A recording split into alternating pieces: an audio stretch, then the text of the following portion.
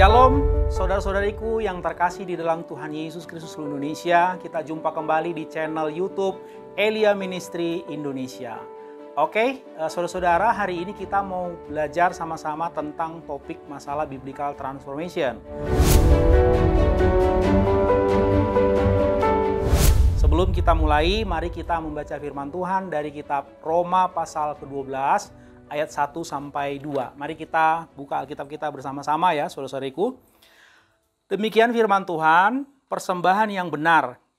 Karena itu saudara-saudara, demi kemurahan Allah aku menasihatkan kamu supaya kamu mempersembahkan tubuhmu sebagai persembahan yang hidup, yang kudus dan yang berkenan kepada Allah. Itu adalah ibadahmu yang sejati. Ayat yang kedua, janganlah kamu menjadi serupa dengan dunia ini, tetapi berubahlah oleh pembaharuan budimu, sehingga kamu dapat membedakan manakah kehendak Allah, apa yang baik, yang berkenan kepada Allah, dan yang sempurna. Nah, saudara-saudara, sebelum saya menyampaikan beberapa hal yang sangat penting berkaitan mengenai masalah Biblical Transformation ya, saudara-saudara, ada hal-hal yang kita harus perhatikan berkaitan dengan masalah prosedural untuk kepentingan eksegetik ya. Mungkin saudara-saudara ada yang sudah tahu bahwa dalam menggali firman Tuhan ada cara eksegetik, ada cara eisegetik, dan ada cara hermeneutik. Nah, untuk cara eksegetik kita harus menggali dulu dari konteks bahasa aslinya ya, saudara-saudara, supaya kita tidak langsung menafsirkan sesuai dengan subjektivitas kita masing-masing pribadi. Nah, saudara-saudara, begini ya, jadi kitab Roma ini ditulis oleh Rasul Paulus tentunya ya, sebagai autornya kepada jemaat. Itu saudara-saudara bisa lihat di Roma 1 ayat 1 dikatakan di sana bahwa dari Paulus hamba Kristus Yesus. Jadi surat Roma ini ditulis oleh Rasul Paulus kepada jemaat di kota Roma, yaitu sekitar tahun 57 sesudah Masehi dalam perjalanan misinya yang ketiga. Nah, saudara-saudariku yang saya kasih dalam Tuhan, ada 7 poin penting. Jadi ketika kita mau melakukan satu eksegetik, langkah pertama yang harus kita lihat adalah melihat genre ya, genre atau model daripada surat yang akan kita eksegetik itu. Jadi genrenya kitab Roma ini adalah surat dari seseorang, yaitu Rasul Paulus kepada orang lain, yaitu jemaat di kota Roma.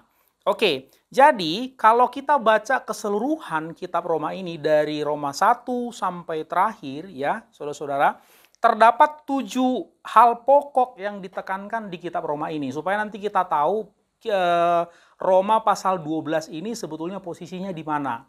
Ya, yang pertama yang dibahas oleh Paulus ya dengan sistematis ya, yang pertama adalah tentang the power of the gospel. Jadi di kitab Roma ini, supaya saudara-saudara mengerti, kita sama-sama belajar bahwa Injil itu adalah kekuatan Allah, saudariku. Jadi, apa yang firman Tuhan katakan di sini itu adalah benar adanya. Jadi, saudara, engkau dan saya boleh percaya 100% bahwa Alkitab ini memang sepenuhnya adalah firman Allah dan ini adalah kekuatan Allah. Ya, jadi the power of the gospel. Yang kedua yang disinggung adalah tentang justification by faith, yaitu pembenaran oleh iman. Nah, firman Tuhan di kitab Roma ini menjelaskan bahwa kita ini dibenarkan oleh iman, saudara-saudariku. Jadi kita bukan dibenarkan oleh perbuatan, ya, tetapi karena iman kepada Kristus Yesus yang sudah memberikan tubuh dan darahnya, anak domba itu, untuk menebus dosa-dosa kita. Kita diselamatkan oleh iman, itu jelas sekali di kitab Roma ini. Kemudian poin yang ketiga yang ditekankan oleh Rasul Paulus adalah bahwa tentang masalah universal sinfulness, ya, bahwa semua manusia sudah jatuh dalam dosa. Orang Israel juga sudah berdosa, orang Yahudi juga sudah berdosa, orang Yunani juga berdosa, Anda juga berdosa, saya juga berdosa. Dunia ini sudah jatuh dalam dosa, sehingga dengan demikian membutuhkan juru selamat namanya. Ya, itu yang bagian ketiga. Yang keempat, redemption in Christ. Di sini jelaskan bahwa penebusan hanya ada di dalam Tuhan Yesus Kristus, tidak ada di tempat lain. Ya. Kemudian yang kelima adalah the sovereignty of God. Ya, di sini juga dijelaskan tentang bagaimana Allah itu maha berdaulat. Meskipun manusia penuh dosa, namun Allah berdaulat dengan segala keputusannya. Kemudian bagian yang keenam adalah tentang the future of Israel. Nah, saudara tahu kan bahwa kalau saudara membaca di kitab Perjanjian Lama, saudariku, itu bagaimana dosa-dosanya bangsa Israel. Misalnya di kitab nabi-nabi seperti Yeremia, Yehezkiel, itu Allah menelanjangi dosa-dosa mereka yang luar biasa besar. Tetapi di sana kita juga akan menemukan bahwa memang Allah akan menghukum Israel ini. Tetapi ada juga janji restorasi tentang Israel untuk masa depan. Nah, itu juga dijelaskan di kitab Roma.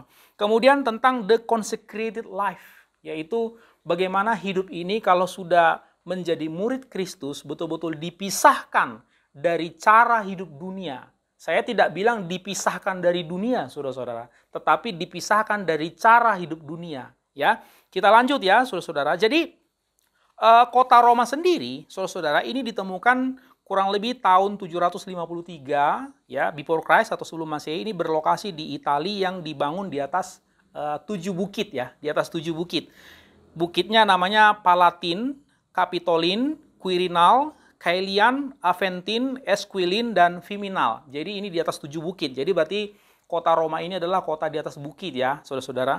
Dan pada waktu Paulus mau menyurati jemaat di Roma ini, itu populasi penduduk kurang lebih 1 juta. Kurang lebih 1 juta. Dan dengan populasi penduduk 1 juta ini, saudara-saudara, agama-agama di sana juga berkembang pesat, bukan hanya Kristen, tetapi ada agama-agama lain juga, sehingga ketika diriset itu kurang lebih ada 420 tempel atau 420 kuil penyembahan berhala. Oke, nah saudara bisa membayangkan ya, kita bisa membayangkan berarti kota Roma itu di atas puncak bukit. Nah saudara kalau bisa lihat di Perjanjian Lama, biasanya orang Israel ini kalau mau mempersembahkan sesembahannya buat berhala-berhalanya dulu kan sukanya di atas puncak bukit ya.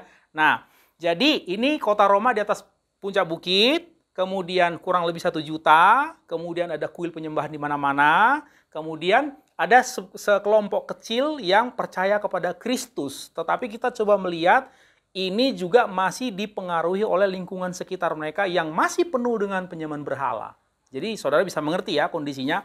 Nah, kitab kota Roma ini, saudara-saudara, ketika Paulus surati itu ada 2 kelompok besar manusia atau masyarakat, yaitu Jews ya, Jewish atau Yahudi, kemudian Gentiles atau Yunani ya. Nah, secara garis besar, saudara-saudara, kalau kita perhatikan tema, kita teliti dari Roma 1 sampai terakhir ya. Ini ada 5 tema utama ya yang diajarkan oleh Paulus kepada kita semua. Yang pertama, temanya adalah tentang sin. Ya, tentang sin. Ini kami sudah siapkan di sini, kami teliti bahwa Paulus ini bicara tentang sin untuk overall ya. Yang pertama adalah bahwa Gentiles are guilty. Bahwa orang Yunani itu berdosa. Kemudian bahwa Jews itu juga guilty, bahwa Yahudi juga berdosa. Yang ketiga bahwa the world is guilty, bahwa seluruh dunia juga ternyata berdosa ya. Roma 3:23, semua manusia sudah kehilangan kemuliaan Allah. Oke, yang kedua ya, tema yang kedua adalah tentang salvation. Tentang salvation ini juga ada 3 hal. Yang pertama adalah justification is stated. Artinya adalah penghakiman atau pembenaran ya, itu ditegaskan yang pertama. Yang kedua adalah justification is illustrated. Kemudian tentang masalah justification itu diilustrasikan bagaimana sebetulnya justification itu. Kemudian yang keempat adalah justification explained. Ya, justification itu dijelaskan. Justification itu apa sih? Bagaimana sih kita diakui sebagai anak Allah, dibenarkan itu bagaimana caranya? Kita kan orang yang penuh dengan dosa, berhadapan dengan Allah yang Maha Kudus. Bagaimana caranya supaya kita ini jadi benar di hadapan Allah? Itu dijelaskan di kitab Roma. Kemudian, saudara-saudara, itu yang berikut adalah tentang masalah sanctification atau pengudusan. Setelah kita dibenarkan oleh Allah, ya banyak orang, saudara-saudara, setelah lahir baru, kemudian dia langsung melayani. Ya, lantas disuruh penginjilan, kemudian yang ada di pikirannya hanya lahir baru, yang penting sudah terima Yesus. Ternyata kalau kita membaca tahap-tahap yang namanya salvation di kitab Roma itu, saudara-saudara, tidak cukup seorang percaya itu hanya masalah terima Yesus. Kita kalau baca secara kronologis, itu satu bagian ya, saudara, nggak bisa dipisahkan antara lahir baru, kemudian proses kehidupan, sanctification ya, proses pemurnian dalam perkara-perkara hidupnya, masalah-masalah hidupnya, apakah dia tetap setia kepada Allah atau tidak, sampai pada akhirnya glorification. Jadi keselamatan kita itu menjadi sempurna ketika disempurnakan oleh Allah. Oke ya, saudara-saudara. Kemudian, jadi di masalah sanctification ini ada 3 hal yang penting kami catat. Yang pertama adalah victory over the flesh. Ya, jadi dalam kehidupan sehari-hari kita, ternyata saudara-saudara, itu tadi yang saya katakan tidak cukup hanya lahir baru, saudara-saudara. Ketika engkau sudah lahir baru, tetapi belum dipanggil Tuhan ke sorga hari ini, pernahkah saudara bertanya kepada dirimu sendiri, kalau begitu saya mau ngapain sekarang? Sudah terima Yesus ini, ya, sudah percaya. Istilahnya kalau besok saudara meninggal, sudah pasti masuk surga. Itu secara legal memang seperti itu firman Tuhan katakan. Tetapi ketika engkau sudah menerima Tuhan Yesus, istilahnya tidak langsung dipanggil naik ke surga. Berarti apa? Berarti ada sesuatu yang Allah mau untuk kita lakukan. Yang pertama adalah victory over the flesh. Allah mau supaya kita menang atau berkemenangan melawan kedagingan kita, saudaraku. Nah, bicara tentang masalah kedagingan ini, saudara-saudara yang seksi dalam Tuhan Yesus, banyak sekali dijelaskan, bukan hanya di kitab Roma. Kedagingan contohnya ya, percabulan, perjinahan, cinta uang, penyembahan berhala, perseteruan, dan lain-lain. Itu semua harus lepas dari tabiat hidup kita. Jadi contoh misalnya, kalau kita kebiasaan ya, sebagai seorang yang suka bergosip ya, setelah Anda terima Tuhan Yesus, saudara mengenal Yesus itu bukan penggosip toh. Nah, dia adalah Allah kebenaran. Jadi saudara melihat kepada Bapa, melihat kepada Yesus, kita meneladani karakternya. Tanggalkanlah yang namanya habit gosip itu. Itu baru namanya manusia baru. Itu baru satu, saudaraku, baru satu habit. Jadi kita proses, ya, proses. Kemudian yang kedua adalah victory from the law, ya, berkemenangan dari semua yang namanya hukum Taurat, ya. Yesus tidak pernah membatalkan hukum Taurat, saudaraku. Tetapi Yesus menyempurnakan di dalam pengorbanannya semua yang namanya hukum Taurat itu. Artinya adalah, apakah kita bisa mengiring Yesus dengan setia, baik dalam susah maupun dalam senang. Nah, saudara-saudara, ini lagi pandemi COVID, bukan? Apakah engkau tetap setia menyembah Yesus meskipun susah hidupmu, saudaraku? Ya, ini kita justru membuktikan cinta kita kepada Allah bukan ketika banyak blessing, saudara-saudara. Kalau saudara rajin ibadah, rajin memberi perpuluhan, rajin menolong orang, ya, rajin menolong orang, ketika kau berkelimpahan itu biasa. Orang dunia juga bisa bikin. Tetapi ketika usahamu misalnya minus, biasa misalnya pendapatan kamu 100 juta satu bulan, hari-hari ini usahamu cuma 5 juta satu bulan, apakah engkau masih mampu mengatakan haleluya, puji Tuhan, Yesus maha baik? Seperti itu, saudara-saudara ya. Jadi kita tetap setia, jangan hanya setia di waktu suka. Kalau duka ambil sendiri, saya tidak mau. Gak boleh seperti itu ya, saudara-saudara. Kemudian yang berikutnya adalah victory in the spirit. Kita berkemenangan dalam roh. Artinya, kita bisa menang melawan setan dan roh-roh jahat dengan roh Allah di dalam diri kita. Bahkan kita bisa menolong orang lain, melepaskan dia juga dari kuasa-kuasa kegelapan. Kita juga bisa melayani orang sehingga Roh Kudus memulihkan hidupnya. Oke? Yang berikut bicara mengenai masalah sovereignty, kedaulatan Allah. Israel's past riches. Kemudian Israel present rejection. Israel future restoration. Ini bicara tentang masalah bagaimana Allah itu berdaulat, saudaraku. Coba saudara bayangkan, Israel ini kalau saudara baca kitab Yeremia sama kitab Yeskel, itu luar biasa loh banyaknya dosanya. Saudara mungkin belum pernah baca, di kitab Yeskel dikatakan bahwa mereka menyembelih anaknya dan dimakan. Jadi saudara jangan kaget kalau saya mau katakan ada sate manusia. Itu terjadi, silakan dibaca di kitab Yeskel. Dan belum lagi dosa-dosa yang lain. Nah, walaupun Israel ini sedemikian, katakanlah dengan bahasa Indonesia, bejatnya, tetapi Allah tetap berdaulat dan Bapa katakan, aku akan pulihkan kamu suatu saat. Itu haknya Allah, saudaraku. Jadi maksudnya Allah mau menjelaskan kepada kita, Allah itu maha berdaulat.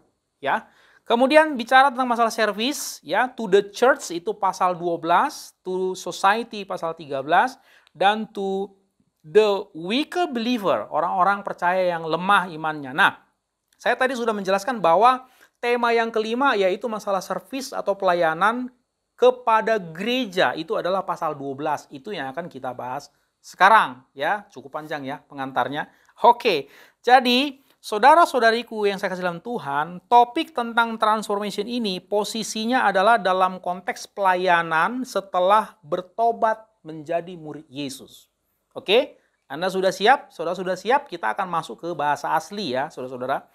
Jadi, di dalam Roma 12 ayat 1 tadi dikatakan, saudara-saudara, bahwa Paulus terus-menerus menasehati jemaat di Roma karena dia bentuk tensisnya adalah beseech dalam bentuk present. Ya, itu berarti terus-menerus Paulus menasehati jemaat di Roma ya. Untuk apa? Untuk mempersembahkan tubuhnya sebagai persembahan dengan 3 karakter.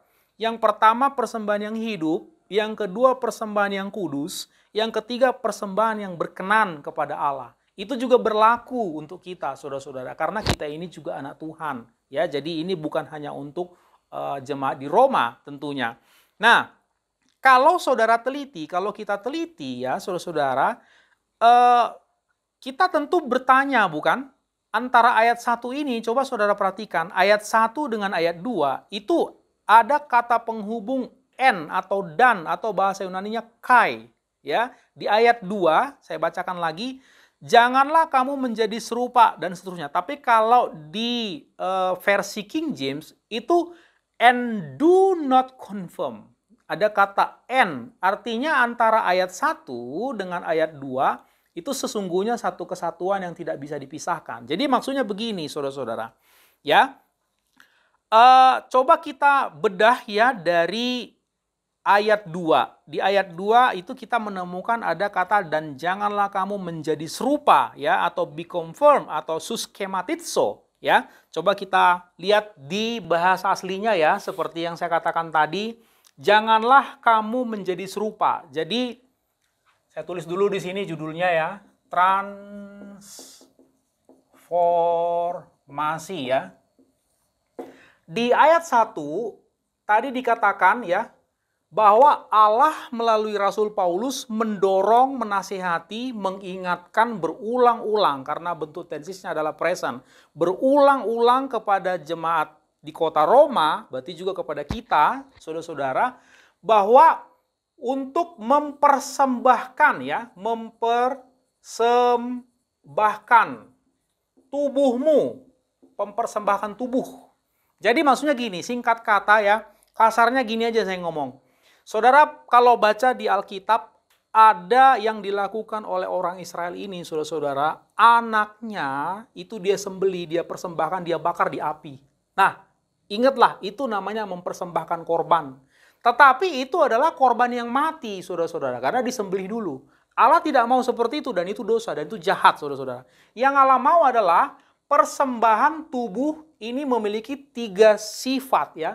Yang pertama adalah hidup, seperti yang saya katakan tadi. Yang kedua harus kudus. Dan yang ketiga harus berkenan kepada Allah. Inilah kesimpulan dari ayat 1 tadi. Nah, kalau kita lanjut di ayat 2, saudara bisa membaca sebelum di ayat 2 itu, dikatakan di dalam King James, and. Kata en ini dalam bahasa Yunani artinya kai ya. Bahasa Yunaninya kai.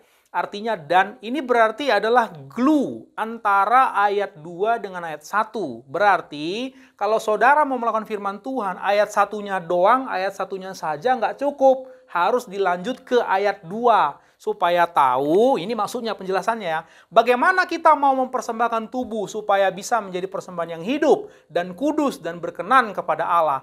Anda tidak boleh hanya berhenti di ayat 1 ini tentunya. Kita harus lanjut ke ayat 2 karena ada kata and. Nah, saya bacakan ya. And do not be confirmed. Itu yang saya mau sorotin ya. Do not be confirmed. Ya. Do not be confirmed. Jangan menjadi serupa. Kalau bahasa Indonesianya ini adalah menjadi serupa, ya. Kalau bahasa Yunaninya ini adalah suskaimatitso. Bacanya suskaimatitso ya. Nah, kalau kita cek untuk eksegetik yang lebih dalam, saudara-saudara, suskaimatitso, apa sih maksudnya Allah jangan jadi serupa dengan orang dunia? Ya, ini terdiri dari dua kata. Yang pertama adalah sun. Sun ini bicara tentang masalah together. Together, sesuatu aktivitas yang dilakukan secara bersama-sama.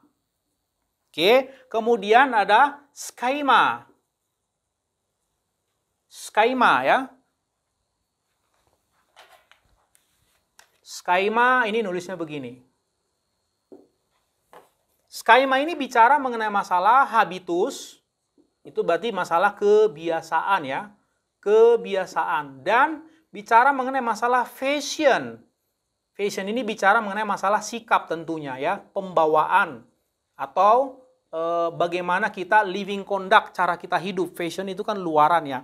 Nah, saudara-saudariku yang terkasih dalam Tuhan, jadi sebetulnya Allah sedang mengatakan bahwa jangan kamu terbiasa bersama-sama dengan cara hidup orang dunia. Jangan kamu anak Tuhan terbiasa dengan didikan-didikan orang dunia, pembawaan orang dunia, sikap-sikap orang dunia. Saya ulangi sekali lagi, ini banyak orang nggak mengerti.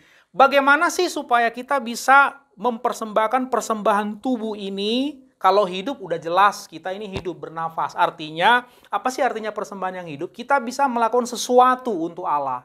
Ya, kita ketika kita mau melayani Allah bukan dalam bentuk mayat, saudaraku. Dalam bentuk masih hidup seperti ini. Anda menyembah Tuhan kan sadar dalam bentuk masih hidup, bukan? Seperti itu maksudnya. Kudus artinya tanpa dosa, saudaraku. Nah, supaya kudus dan berkenan, inilah jalannya. Yaitu, jangan kamu mencemarkan diri dengan cara-cara hidup atau kebiasaan-kebiasaan dunia atau fashion daripada dunia atau karakter atau pembawaan dunia. Contoh, misalnya, ya, coba saudara berpikir, misalkan Anda seorang pendeta, Anda seorang evangelis, Anda seorang apalah terserah lah ya.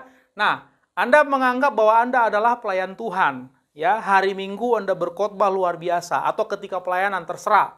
Saudara bisa pelayanan hari apa aja, semua hari kudus di hadapan Tuhan. Sementara saudara bernyala-nyala berkhotbah, mengajar dan seterusnya, ya. Tapi setelah Anda turun mimbar, Anda pula pergi ke night club atau pub. Naik pub ya, naik club seperti itu. Bagaimana? Ini yang disebut tidak bisa seperti itu. Itu kan adalah earthly habitual, ya. Itu adalah kebiasaan dunia. Atau saya perjelas lagi misalnya. Anda berkhotbah melayani Tuhan sebagai MC, sebagai worship leader, sebagai apapun, ya. Banyak kan pelayanan di gereja, luar biasa orang melihat Anda rohani luar biasa. Tetapi di balik itu Anda korupsi juga uang gereja. Anda korupsi juga uang pelayanan. Anda manipulasi banyak orang. Itu tidak bisa. Itu adalah tabiat dunia, saudaraku. Itu tidak kudus bagi Allah. Ya, kita melayani dengan hidup kita, tapi bagi Allah status kita tidak kudus. Tidak bisa seperti itu, saudaraku. Tiga-tiganya ini Allah mau. Jadi tidak boleh kita cuman maunya rajin pelayanan. Ini hidup. Tapi kudus enggak. Enggak boleh seperti itu ya, saudara-saudara. Oke, nah pertanyaannya adalah, bagaimana caranya supaya bejana hidup kita ini bisa kita persembahkan sebagai persembahan yang hidup, kudus, dan berkenan. Kita lanjutkan ya, saudara-saudara. Janganlah kamu jadi serupa dengan dunia ini, tetapi, ada kata tetapi di situ. Itu berarti satu statement dengan statement berikutnya, ini secara nggak langsung seperti diadu ya. Tetapi, berubahlah oleh pembaruan budimu. Itu adalah kunci. Supaya kita bisa hidup kudus di hadapan Allah, bisa kita berkenan di hadapan Allah. Allah bilang berubahlah oleh pembaruan budimu, ya. Berubahlah oleh pembaharuan budimu. Seperti itu ya. Nah, kita juga mau coba eksegetik ini supaya kita sama-sama mengerti. Kata berubahlah di sini, saudara-saudara, kalau saudara cek di perjanjian baru bahasa aslinya, itu bahasa Yunaninya adalah metamorfo. Ya, metamorfo. Kalau ini bahasa Yunaninya adalah nitso. Ya. Yang ini bicara mengenai masalah nous. Nah, coba kita kaji satu-satu supaya lebih jelas ya, supaya lebih jelas. Metamorfo berasal dari dua kata, yaitu meta. Meta ini artinya change. Artinya adalah perubahan. Oke, kemudian morfo. Ini artinya adalah bentuk atau form. Jadi, yang dimaksud oleh Allah kata berubah di sini, saudaraku, sampai berubah bentuk. Coba saudara perhatikan yang namanya berubah bentuk, ya. Kalau saudara mau mengubah satu bentuk yang lain, misalnya begini. Satu bentuk yang liquid atau yang empuk, saudara mungkin gampang mengubahnya, ya. Misalnya contoh air. Bagaimana Anda mau mengubah bentuk air? Air kan mengikuti bentuk bejananya, bukan? Anda misalnya ambil kotak akuarium. Bentuk air itu kotak. Saudara tidak suka bentuknya kotak. Saudara inginnya bulat. Masukin ke bejana yang bentuknya bulat. Dengan sendirinya berubah. Betul ya? Nah, sekarang bagaimana kalau yang saudara mau ubah itu adalah benda keras? Contohnya kayu atau baja. Tentu membutuhkan effort yang lebih besar. Kalau baja mungkin harus dibakar, saudaraku. Mungkin harus dipukul baru bisa berubah. Itu gambaran kita manusia, saudara-saudara. Ada manusia ini ketika kita mau diubah oleh Allah, gampang menyerah kepada Allah. Ya, jadi maksudnya begini. Ada manusia, kalau saudara baca firman Tuhan dari Kejadian sampai Wahyu, itu banyak sekali cara-cara Allah bicara sama manusia. Dan saya mau mengingatkan kepada saudara, saudara tidak bisa mengatur Allah supaya Allah berbicara dengan cara tertentu menurut maunya kamu. Nggak bisa. Allah bisa bicara kepada seseorang melalui penglihatan. Tapi Allah di sisi lain juga bisa bicara melalui mimpi. Ya, bukan berarti kalau Allah bicara melalui penglihatan, dia lebih kudus, lebih diurapi, lebih dahsyat daripada kamu. Misalnya kamu Allah bicara melalui pengajar. Bukan seperti itu, saudaraku. Tetap firman Allah disampaikan. Allah juga bisa bicara melalui keledai. Kalau sudah terlalu bebal, saudaraku, seperti Bileam, saudara tahu kisahnya, bukan? Sebetulnya Allah sudah bilang sama Bileam, jangan pergi, tidak boleh kau kutukin bangsaku itu. Tapi kan Bileam menego gara-gara naik tarifnya diberikan oleh Raja Balaam. Godaan duitnya, saudaraku. Akhirnya Allah harus tegur dia pakai binatang. Jadi saudaraku, binatang juga bisa tegur. Sampai-sampai kalau tidak salah binatang itu bicara sama Bileam. Nah, saudaraku, Allah harus bicara kepadamu dalam bahasa apa? Itu terserah Bapa. Kalau kita tipe orang yang mudah sekali ya, baru sedikit saja Allah bicara, misalnya melalui pengajar atau melalui firman-Nya yang hidup, seperti rema bagi kau, ya. Roh Kudus ngomong, menghidupkan ini ayat-ayat firman Tuhan ini menjadi rema bagi kamu. Kamu sudah langsung bisa berubah. Allah tidak perlu bicara kepadamu dengan misalnya pakai binatang, nggak perlu seperti itu. Tapi ada orang-orang yang memang susah sekali loh. Allah kalau mau bicara sama dia, sudah Allah ngomong berulang kali pun dilawan. Contohnya Israel. Saudara bisa baca di kitab nabi-nabi itu, saudara-saudara. Baik itu Yeremia, terutama Yehezkiel. Itu saya selidiki. Bapak itu bicara dengan banyak sekali cara. Tapi saudara tahu, Yeremia bicara, itu Yeremia mau dibunuh sama mereka. Yehezkiel bicara, itu tersiksa sekali dia hidupnya. Tetap tidak didengarkan oleh bangsa Israel. Oke, saudara-saudara, kadang-kadang kita ketika mau diubah bentuk kita, saudara-saudara, itu kadang-kadang Allah harus memakai pressing. Yang dibutuhkan adalah engkau ikhlas, saudaraku. Misalnya contoh paling gampang. Saya mau tanya kepada saudara, sekalian ya di Indonesia. Saya mau tanya kepada kamu, kalau kamu mau berkat Allah, berarti mau rezeki, mau uang, begitu ya. Sekarang kan memang apa-apa mesti beli pakai uang. Saya mau tanya kepada saudara, kalau Anda ingin rezeki dari Allah atau uang, apakah bisa cuman begini? Bapa di sorga, berkatilah hidupku hari ini, kirimkanlah uang kepadaku ya Tuhan, dalam nama Tuhan Yesus, dan aku beriman, aku mengklaim janjimu, dan seterusnya. Semua ayat saudara keluarkan, saudara klaim janji Tuhan. Lantas tiba-tiba engkau berharap, amin, tiba-tiba udah ada uang sekarung di depan mata. Apakah begitu? Kalau seperti itu saudaraku, saudara memperlakukan Tuhan udah seperti mistik. Kalau seperti itu, saudara tidak perlu berdoa sama Tuhan, tapi pergi ke Aladin, kan tinggal gosok-gosok ya.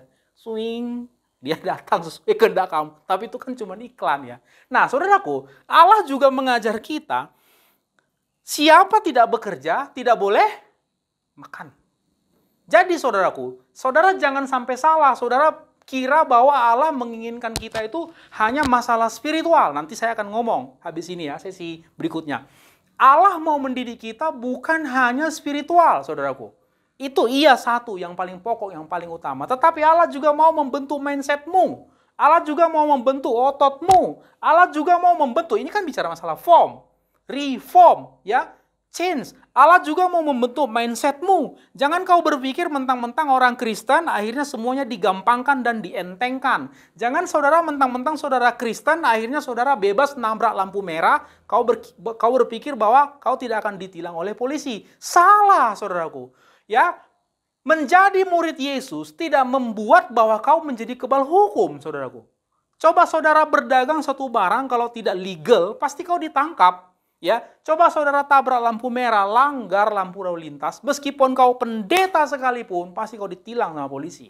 Jadi, kita harus memiliki mindset yang benar, saudaraku ya. Metamorfo. Ada bagian-bagian di hidup kita yang harus diubah oleh Roh Kudus. Next, anakainitso. Ini berasal dari dua kata. Ana ini bicara mengenai masalah proses berulang-ulang. Proses berulang-ulang, ya, repetition. Kenapa seperti itu? Karena Allah itu menginginkan kita sempurna. Jadi saudaraku, supaya saudara ngerti, Yesus kan pernah bilang, hendaklah engkau sempurna, sama seperti Bapamu adalah sempurna. Bingung kan? Ternyata bukan itu, maksudnya itu adalah telos teleios ya. Maksudnya ada proses yang harus kita ikuti supaya kita menjadi sempurna. Nah, saya mau menekankan melalui video kali ini, saudaraku, kalau Allah sedang membentuk kita, prosesnya itu kau tidak boleh keluar dari prosesnya Allah. Ini proses yang membentuk kita sempurna. Jadi, apalagi pada zaman seperti saat ini ya, semua kan serba instan. Inilah repotnya. Saudara tidak mau capek-capek masak di rumah, tinggal pencet handphone, keluar GoFood. Ya kan? Saudara tidak mau capek-capek, repot-repot ke kantor, tinggal pencet, keluar Gojek, dan seterusnya. Semua serba instan. Ini repot memang, ini tantangan pada masa kita. Nah, kemudian ini Ana ya, jadi kita harus berulang-ulang melakukan sesuatu. Contoh, bagaimana supaya Anda bisa cakap mengajar? Tentu harus banyak latihan. Bagaimana supaya Anda bisa cakap mengkonseling orang? Tentu harus latihan. Semua seperti itu ya. Nah, kemudian kainos.